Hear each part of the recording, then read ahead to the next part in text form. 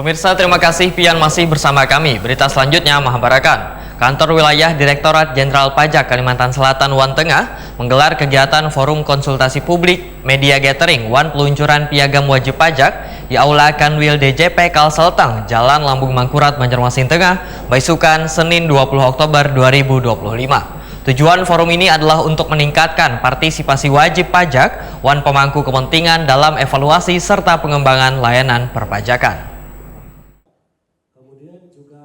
Kantor Wilayah Direktorat Jenderal Pajak Kalimantan Selatan Wan Tengah menggelar kegiatan Forum Konsultasi Publik Media Gathering Wan Peluncuran Piagam Wajib Pajak di Aula Kantor DJP Kalseltang, Jalan Lambung Mangkurat, Banjarmasin Tengah, Baisukan, Senin 20 Oktober 2025. Kegiatan mengangkat tema bersinergi untuk negeri, pajak tumbuh, Indonesia tangguh, dihadiri perwakilan wajib pajak, tokoh warga, organisasi profesi, anggota DPRD Banjarmasin, akademisi, lembaga pengawas pelayanan publik, satuan kerja perangkat daerah, serta media massa. Kepala Kanwil DJP Kalseltang Samsinar Wetakuni Prima TV memendahkan forum ini menjadi sarana komunikasi dua arah antara Direktorat Jenderal Pajak dengan warga. Tujuannya adalah meningkatkan partisipasi wajib pajak wan pemangku kepentingan dalam evaluasi serta pengembangan layanan perpajakan. Menurut Samsinar, peluncuran piagam wajib pajak menjadi tonggak penting dalam memberikan kepastian wan perlindungan gasan wajib pajak atas hak wan kewajibannya. Piagam ini merupakan wujud nyata komitmen DJP dalam mendukung transparansi, keadilan wan membangun hubungan saling percaya antara negara wan wajib pajak.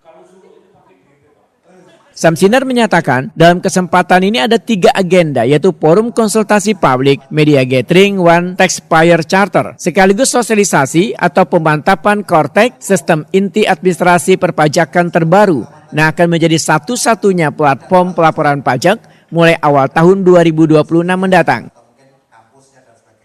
Samsinar berharap melalui sosialisasi ini maka akan membuat wajib pajak semakin familiar dengan mekanisme pelaporan digital sehingga proses administrasi perpajakan menjadi lebih efisien, cepat, dan transparan. Ini tujuan utamanya. Kemudian terkait dengan taxpayer charter, ini yang baru nih. Ini baru diluncurkan di tahun 2025 ini. Itu berisi 8 kewajiban dan 8 hak dari wajib pajak. Tujuannya adalah untuk memberitahukan kepada wajib pajak, hakmu ini sebanyak 8 loh. Tapi di lain sisi kamu juga punya 8 kewajiban terkait dengan perpajakannya itu. Seperti itu. Itu sebenarnya tujuan utama kami melakukan agenda pada hari ini. Sekaligus ini sosialisasi atau apa pemantapan Kortek. Betul. Sekaligus itu juga, sekaligus tadi karena implementasi Kortek kan baru tahun 2025. Jadi kami juga mau tahu, karena ini adalah suatu hal yang baru, apakah bagi wajib pajak yang sudah menggunakan Korteks dan akan menggunakan Korteks, itu ada nggak kesulitannya? Ada usulan nggak apabila sudah melakukan? Dan kemudian usulan itu pastinya menjadi pertimbangan bagi kami untuk menyempurnakan Korteks tersebut.